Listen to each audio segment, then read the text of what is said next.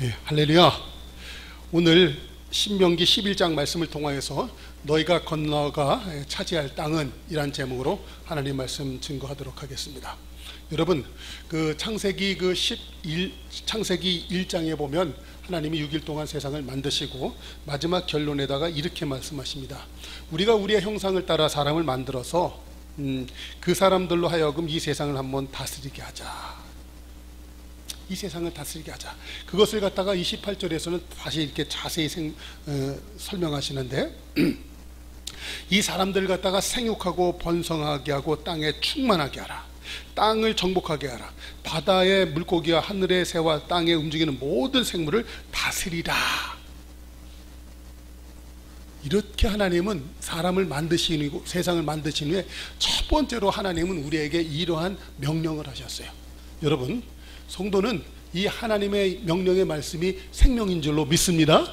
이 생명을 갖다 지키려고 하면 성도들은 하나님의 뜻과 계획처럼 이 세상을 갖다 생육하고 번성하고 땅에 충만해서 세상을 다스리는 자가 돼요.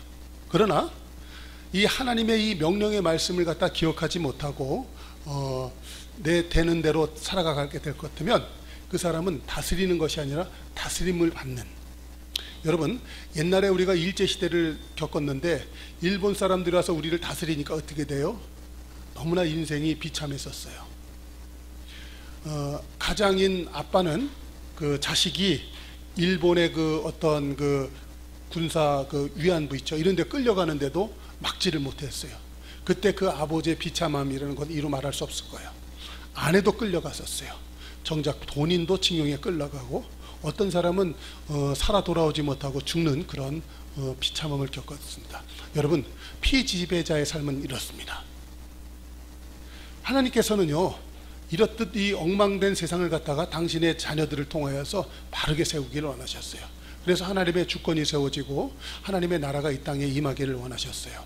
그래서요, 여러분, 우리 성도들이요 이 땅을 살아갈 때 이 빼앗긴 그 사단의 영역, 하나님의 영역, 그래서 사단의 영역으로 바뀌어 있는 이 세상을 갖다가 하나님은 우리로 하여금 정복하라고 하시는 거예요. 그리고 그것을 갖다가 다스리라고 말씀하시는 것입니다. 여러분, 여기에 우리 성도들의 신앙의 초점이 꽂혀 있을 수 있기를 바랍니다. 아멘. 다시 한번 말씀드린다면 많은 경우에 성도들은 이 땅에서 복받고 잘 살기를 원합니다. 그런데 복받고 잘 살려고 하는 것은 나중심적인 것이 있어요. 그런데 이 하나님이 창세기 1장에서부터 우리에게 당신의 뜻을 분명히 말씀하셨잖아요. 너희들은 세상을 정복해라. 마귀 권세에게 뺏긴 내 하나님, 내 주권, 당신의 체면이 온통 구겨졌더라는 거예요. 당신의 이 구겨진 이 체면을 갖다 세워줄 사람이 누구냐? 바로 당신의 자녀들, 우리라는 거예요. 우리들이 이 세상을 갖다 정복하기를 원하세요. 당신의 구겨진 체면을 세워주기를 원하시는 거예요. 그래서 그들로 하여금 이 세상을 갖다 하나님의 주권을 갖고 다스리기를 원하셨던 거예요. 아멘. 그럴 때 하나님의 권능이 많은 줄로 믿습니다. 우리가 너무나 말씀을 잘 듣는 사도행전 1장 8절에 보면 그런 거 있잖아요. 성령의 권능이 임하면 예루살렘과 온 유대와 사마리아와 땅끝에 이르러 뭐가 된다? 당신의 증인이 된다는 거예요. 여러분, 하나님은 십자가에서 달려 죽기까지 우리가 이런 복된 사람 되기 원하셨어요. 그런데 우리는 그 신앙의 초점이 많은 경우에 어떻게 하면 이 땅에서 내가 나중심적으로 내가 잘 살까, 여러분, 이거 절대 나쁜 거는 아니에요. 그런데 우리가 그 신앙생활하는 그 중요한 시스템이 있습니다. 중요한 시스템. 그건 뭐냐면 내가 내 중심적으로 살지 아니하고 하나님 중심으로 살 때 하나님의 그 모든 능력, 하나님의 모든 권세, 하나님의 모든 권위가 내게 더 입혀지는 거예요. 아셨어요? 그럴 때 인간 나약한 사람으로 개인으로 사는 것이 아니라 하나님의 위대한 자녀로, 하나님의 군사로 살아가게 될 줄로 믿습니다. 그래서요, 이제 하나님은 그러한 일들을 갖다가 감당할 사람들을 갖다 택하신 거예요. 그게 이스라엘이에요. 이제 하나님께서는요, 그러한 당신의 자녀들을 애굽 땅이라는 곳에서 그들이 내려갈 때는 70명으로 내려갔지만 거기에서 60만 대군으로 번성하게 해서 남녀노소 다 전부 다 따지면 한 200만 이상 되는 많은 군사로 만들어 가지고 거기서 애굽을 시키는 거예요. 그래서 광야길 40년을 지나게 하신 후에 이제 가나안 땅으로 들어가게 하시는 거예요. 그래서 그 가나안 땅은 바로 이 악한 사단 마귀 권세 아래 놓여 있는 곳이에요. 그곳에 하나님의 이 정병강군된 군사들이 들어가서 그것을 갖다가 정복하라고 하는 거예요. 그것은 그 단순한 그 싸움이 아니라 하나님의 주권 권세가 회복되도록 하나님의 자녀들 곧 그 군사들이 가서 그것을 갖다가 싸워서 마귀 권세를 물리치고 하나님의 나라를 세우는 그런 싸움인 줄로 믿습니다. 그럴 때 하나님은 그 싸워서 이겨가지고 그것을 갖다가 다스리라고 하는 거예요. 아멘. 그럴 적에 그 이 다스림의 대상이 되는 것이 바로 이 땅이 되는 거예요. 그리고 물리적으로는 그들의 영토가 되는 것입니다. 여러분, 사람이 아무리 내가 명예도 있고 권세도 있고 뭐가 있다 할지라도 내가 딛고 서 있을 땅이 없다면 그 사람은 존재할 수 있어요? 없어요?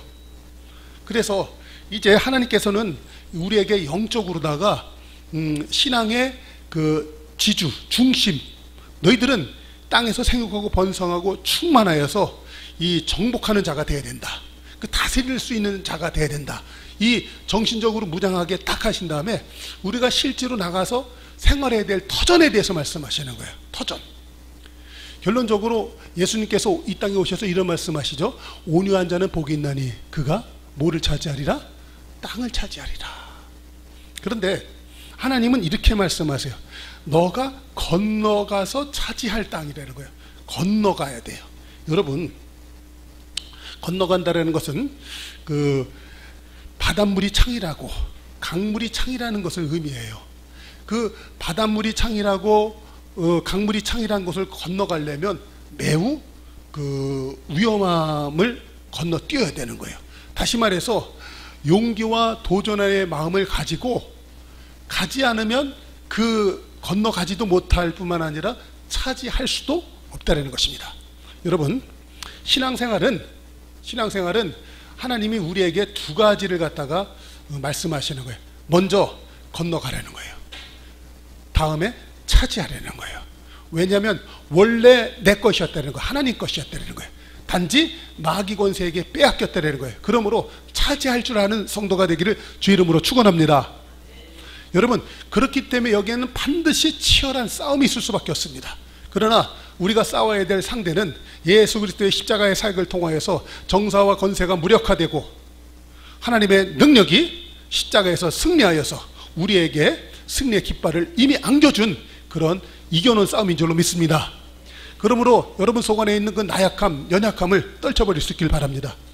우리가 너무나 많은 경우에 이 하나님의 전체적인 전략을 깨닫지 못하고 연약함과 게으름 속에서 이 하나님이 우리에게 두 가지 허락하신 거, 건너가서 싸워라, 그리고 그것을 차지하라고 하는 그 하나님의 큰 뜻을 잊어버릴 때가 너무 많이 있어요.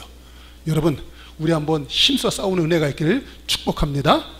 그런데 하나님께서는 우리가 그 건너가서 차지해야 될 땅에 대해서 말씀을 하시는 거예요. 그런데 그것은 너무나도 놀랍게 젖과 꿀이 흐르는 땅이라고 하셨어요. 여러분, 젖과 꿀이 흐른다는 것은 뭐예요? 젖은 이 염소, 암양, 여기서 나오는 젖아네요. 그 사람들은 유목민이었기 때문에 이 젖만 많으면 먹을 것이 풍성한 거예요. 그런데 거기에 또 꿀까지 흐르네. 꿀이라는 것은 뭐냐면 암양, 그 염소들이 먹어야 될 그 식물들 있죠. 식물들이 자라나려면 꽃이 펴야 됩니다. 기본적으로.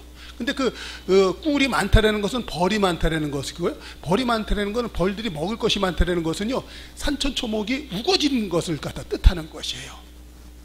그런데 놀랍게도 이 이스라엘 백성들이 그 갔던 땅들은요, 맨 처음에는요, 젖과 꿀이 흐르는 땅으로 보이질 않았었습니다. 실제로다가 그곳은 갖다 건조한 곳이에요. 이 성경의 말씀에도 이렇게 돼 있죠. 그 11절 한번 보십시오. 거기에 보면 내리는 비를 흡수하는 땅이라는 거예요. 다시 말해서 이거는 문학적으로 표현한 것 같은데 실제로다가는 뭐냐면 사막을 뜻하는 것입니다. 사막. 그러니까 하나님이 우리 눈에는, 우리의 말씀에는 젖과 꿀이 흐르는 땅으로 주셨다고 했는데 실제로 그들이 건너가서 보니까 비를 흡수하는 사막의 땅이었었어요. 그러면 하나님은 우리에게 분명히 젖과 꿀이 흐르는 땅을 주셨다고 그랬는데 실제로 가서 보니까 자기네들이 40년 광야 생활하는 동안에 그 광야를 사막을 건너왔잖아요. 하나님의 약속의 말씀을 믿고 법궤 메고선 요단강을 건너서 가나안 땅에 도착했는데 어머, 여기도 뭐예요? 사막일세. 여러분, 우리가 이것이 신앙생활할 때 느끼는 첫 번째 황당함이에요. 예수 믿고 하나님의 자녀가 되었다 그래서 너무나 기뻤어요. 천국을 소유하게 됐다 그랬어요. 천국의 유산을 물려받은 하나님의 자녀라고 그랬어요. 그런데 뭐예요? 예수 믿기 전이나 안 믿기 전이나 같아요, 안 같아요? 이스라엘 백성들이 적과 꿀이 흐르는 땅이라고 해서 가서 보니까는 그곳은 비를 흡수하는 것이다, 건조한 것이다, 사막의 땅이어서 똑같다라는 거예요. 여러분, 여기에서 하나님의 놀라운 비결을 발견하는 은혜가 있기를 바랍니다. 근데 여기서 보면은요, 첫 번째로다, 우리는 이러한 신앙의 다짐이 있어야 돼요. 하나님의 약속의 말씀은 틀림없다. 그래서 우리는 갖다가 진리라고 하는 것이죠. 하나님의 말씀은 진리예요. 기분 따라 상황 따라 바뀌는 것이 아니라 하나님의 말씀은 영원하세요.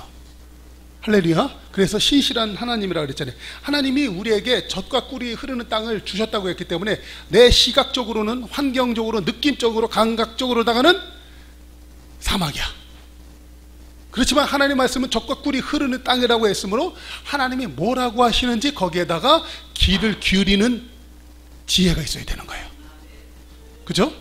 하나님이 젖과 꿀이 흐르는 땅을 과연 주셨는가? 내가 확인해내고 그것을 찾아낼 줄 아는 은혜가 있어야 될 줄로 믿습니다. 그런데 여기에서 뭐라고 하냐면 14절을 한번 가만히 보세요. 거기에는요, 이른 비와 늦은 비를 주신다고 하셨어요. 이른 비와 늦은 비. 그러니까 하나님이 이스라엘 백성들이 이 농사를 짓느라고 씨를 뿌릴 적에 이른 비를 먼저 주신대요. 그러면 사막에서 사막과 같이 건조해 보이고 비를 흡수하는 땅 같은데 그 땅이 뭐로 변한다는 거예요? 옥토가 된다는 거예요. 너 눈에는 지금 건조한 땅인 것 같고 비를 흡수해서 모래밭 같은 삶이지만 내가 내 말의 말씀을 믿고 과연 하나님이 나한테 젖과 꿀이 흐르는 땅을 주셨다는 것을 믿고 믿음으로 씨를 뿌리면 하나님이 이른 비를 주셔서 그 땅을, 사막과 같은 땅을 옥토로 바꾸어지게 하시겠다는 거예요. 그러므로 여러분, 신앙생활할 때 약속의 말씀을 믿고 순종할 줄 아는 용기가 필요한 줄로 믿습니다. 그래서 이 이른 비의 은혜가 있어요. 그런데 비라는 것이 그렇지 않습니까? 오늘도 봄비가 촉촉히 왔는데 비가 해가 뜨고 나서 하루를 지나면 비가 말라요, 안 말라요? 열매를 맺을 때까지, 결실할 때까지 비가 있어야 되는데 비가 와요, 안 와요? 안 오죠. 심히 애타고 가슴이 졸일지라도 나중 예수께서 칭찬하십니다. 왜요? 믿음으로 씨를 뿌렸기 때문에. 그런데 결실할 때 어떤 사람은 결실하지 못하고 기한 전에 과실이 떨어지는 사람도 있고요, 어떤 사람은 도둑이 와서 그것을 훔쳐가는 경우도 있어요. 그렇죠?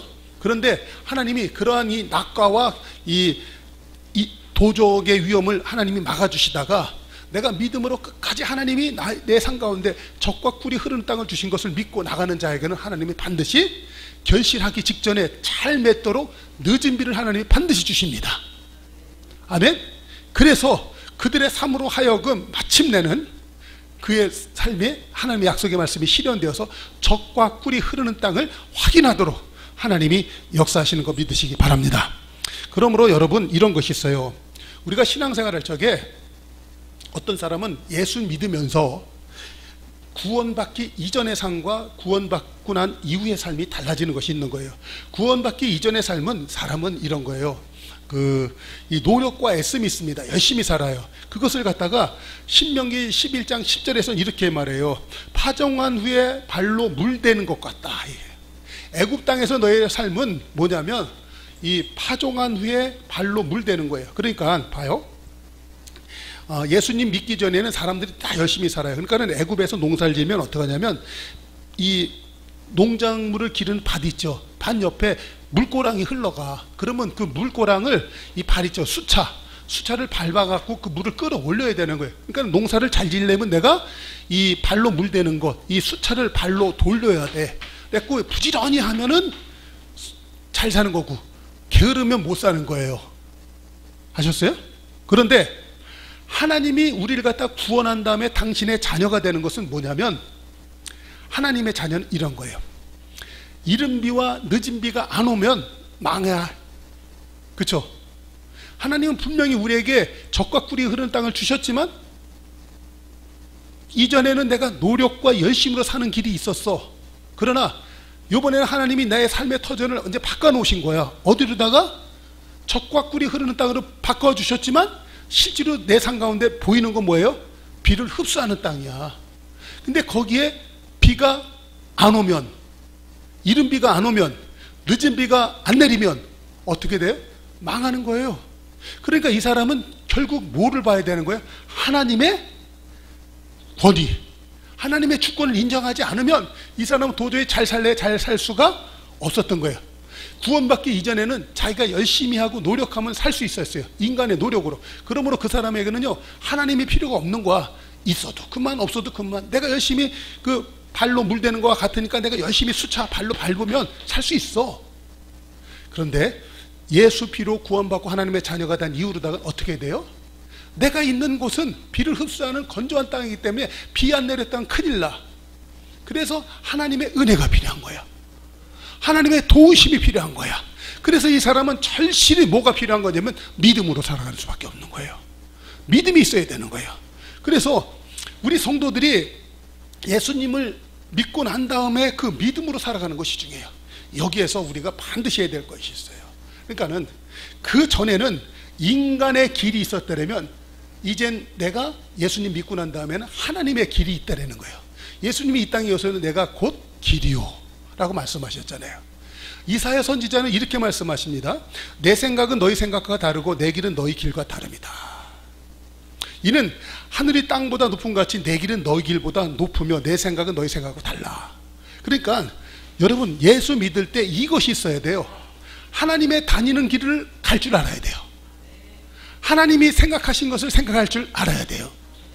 근데 여전히 예수님 믿으면서 어떤 길을 가요? 인간의 길을 가요. 여러분, 근데 우리가 예수님을 믿을 때 마귀 공격이라는 것이 있습니다. 영적 싸움이 있으면서 마귀가 나를 갖다 날마다 끌어당기는 수가 있어요. 마귀가 덫을 놓습니다. 알아요? 그런데 마귀가 덫을 놓는 것은 어때야 되면 내가 다니는 길에다가 놔요. 인생의 길에다가 덫을 놓는 거예요. 그러면 그 사람은 날마다 그 덫에 걸려서 맨날 죽는 거예요.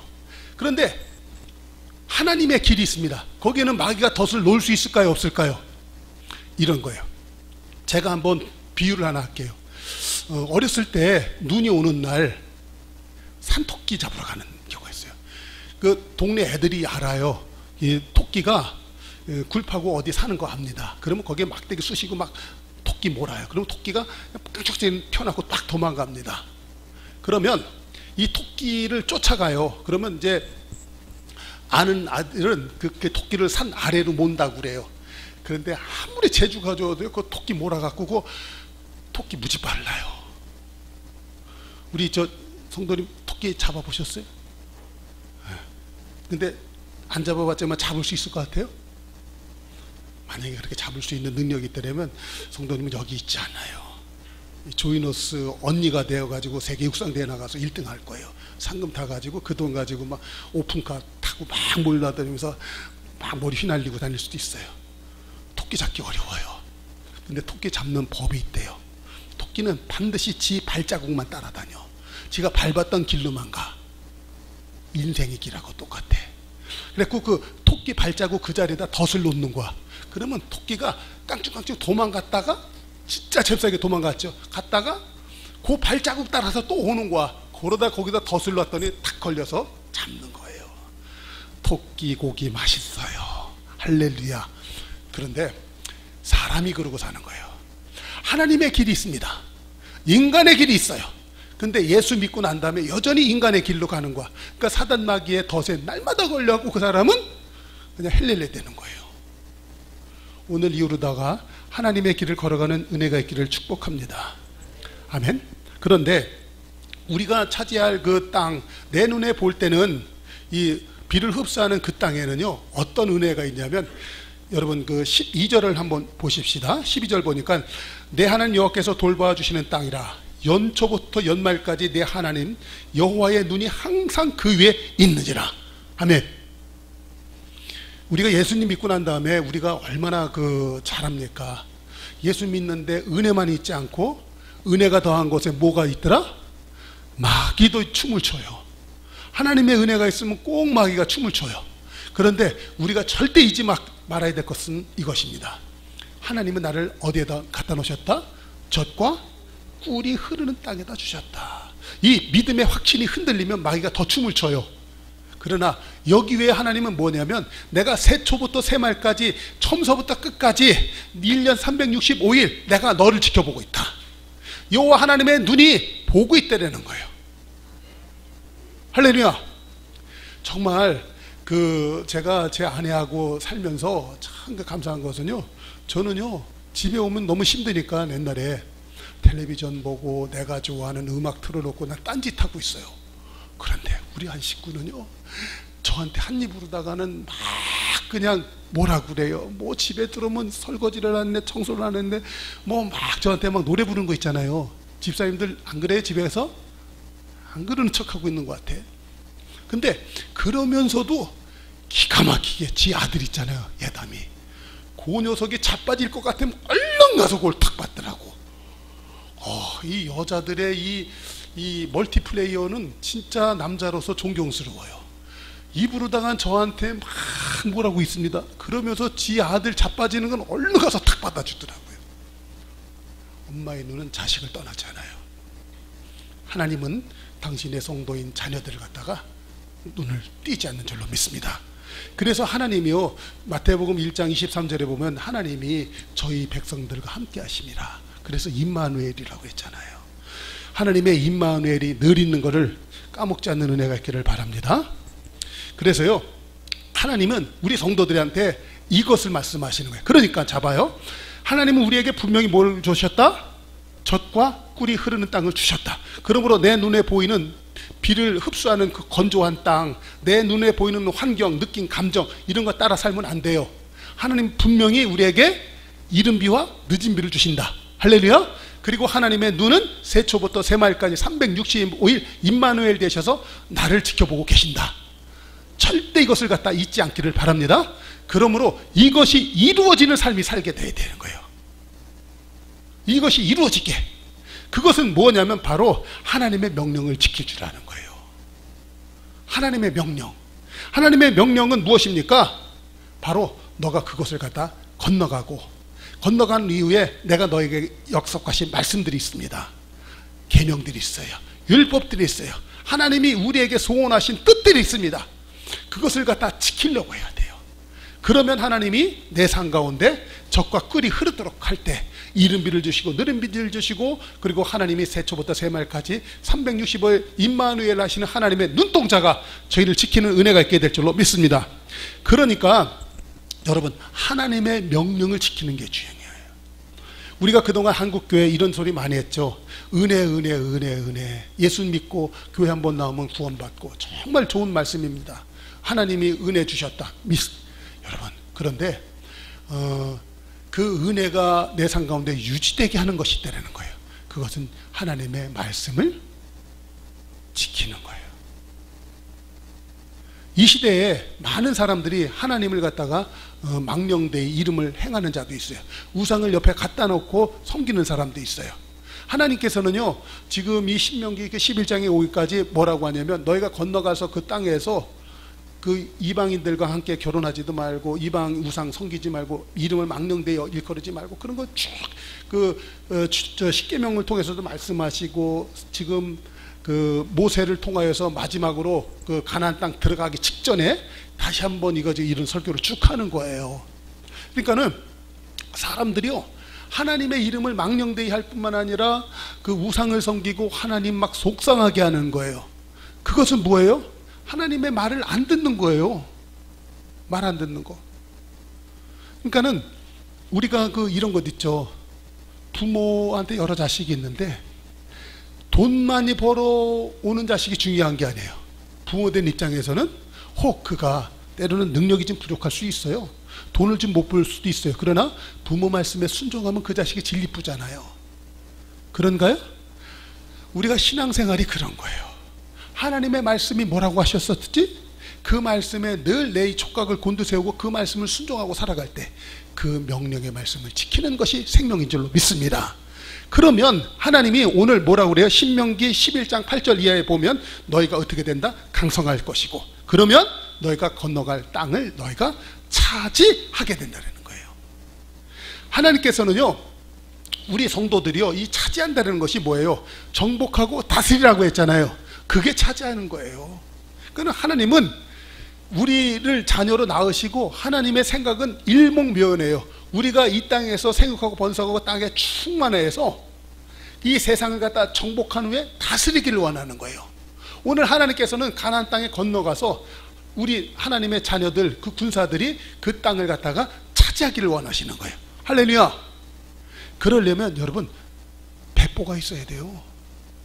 어떤 사람은 준 떡도 못 먹는 사람이 있습니다. 돼요 안 돼요? 그러면 다시 한번 우리 한번 돌아보십시다. 나는 하나님이 나한테 떡상을 차려주셨어요. 먹어요 못 먹어요? 하나님이 준 거 차지해요 못 차지해요? 뺏겼나요 안 뺏겼나요? 돌아볼 줄 알아야 돼요. 말로만 우기지 말고 실제로다가 그것을 갖다 차지할 수 있어야 돼요. 내가 차지해서 내가 내 입에 넣어서 먹어야 되는 거예요. 오늘 성경에서는 그렇게 해요. 한번 끝에 보면 이런 말씀이 있잖아요. 신명기 11장 15절에 보면 이런 얘기 있잖아요. 끝에 보면 너희가 먹고 뭐한다? 배부를 것이요. 여러분 신앙생활 잘하는 거 딴 것 안 해요. 실제로다가 내가 하나님이 주신 떡상을 갖다 먹고 배가 부르는 데까지 나갈 줄 알아야 돼요. 그런데 지난 세월 내가 이렇게 보니까 많은 경우에 돌을 닦는 신앙처럼 돛 닦는 도사들처럼 입으로만 그냥 하나님 어쩌고 저쩌고 계명이 어떻고 뭐 교리가 어떻고 이런 소리 많이 해요. 뭐 하나님의 말씀이 어떻고. 그러나 그는 실제로다가 배는 안 불러. 이런 게 있지 않나요? 우리 이율배반적인 신앙생활 오늘로 끝내고 하나님이 원수의 목적에서 상을 베푸시고 내 머리에 기름을 부으시니까 내 상이 잔이 넘치나이다. 하나님이 밥상 차려줬는데 그 실컷 먹고 원수의 목전에서만 배부른 삶 이뤄내는 은혜가 있기를 바랍니다. 그러려면 어떻게 한다고요? 다시 한번 돌아가 봅시다. 신명기 11장 8절 우리 한번 같이 한번 읽어봅시다. 신명기 11장 8절 같이 한번 읽어요. 자 시작. 그러므로 너희는 내가 오늘날 너에게 명하는 모든 명령을 지키라. 아멘. 그러니까는 우리 예수 믿는 것은 간단해요. 하나님 우리에게 주시는 명령의 말씀들이 있습니다. 가서 싸우라는 거예요. 그러면 능력은 내가 베풀어 줄게. 진격하라는 거예요. 그러면 내가 돕는 사람을 일으킬 것이다. 하다못해 그 사람들 자중질환 일어나고 복병을 숨겨놨다가 내가 그 복병들을 일으켜 주겠다는 거예요. 할렐루야. 그러니까 우리는 하나님의 돌격 명령 앞에 순종하면 되는 거예요. 그런데 우리는 늘 게으름과 나태함 속에서 돌격의 명령에 순종했어요 안 순종했어요? 순종이 안 되는 부분이 있었다는 것입니다. 여러분 오늘 하나님께서는요 이런 거예요. 세상 사람들은 이래요. 젊은 사자는 궁핍하여 줄일지라도 여호와를 찾는 모든 자는 부족함이 없도록 하나님이 하신다는 거예요. 젊은 사자가 왜 배고프고 굶주립니까? 근데 그 젊은 사자가 배고프고 굶주리는 때가 있다는 거예요. 그럴지라도 여호와를 찾는 자들에게는 모든 좋은 곳에 부족함이 없도록 하나님이 해주신다는 거예요. 아멘?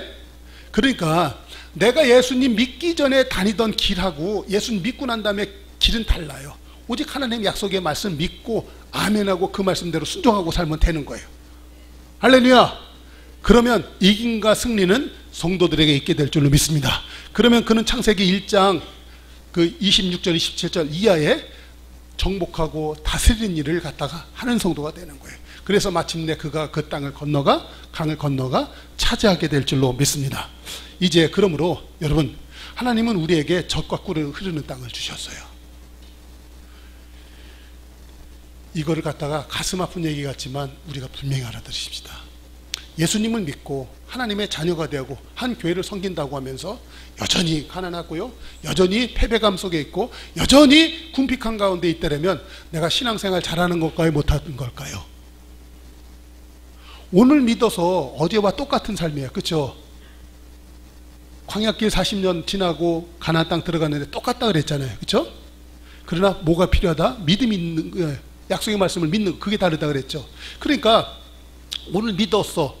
그래갖고 어저께나 똑같이 오늘은 가난하고 궁핍할 수 있습니다. 그러나 예수님을 믿으면 하나님은 반드시 내 삶 가운데 젖이 흐르게 하고 꿀이 흐르게 합니다. 이것을 갖다 이뤄낼 줄 알아야 되는 거예요. 그러려면은 과감하게 건너갈 줄 알아야 돼요. 건너가야 되는 거예요. 그 건너간다는 것을 갖다 성경에서는 히브리인이라고 하는 거예요.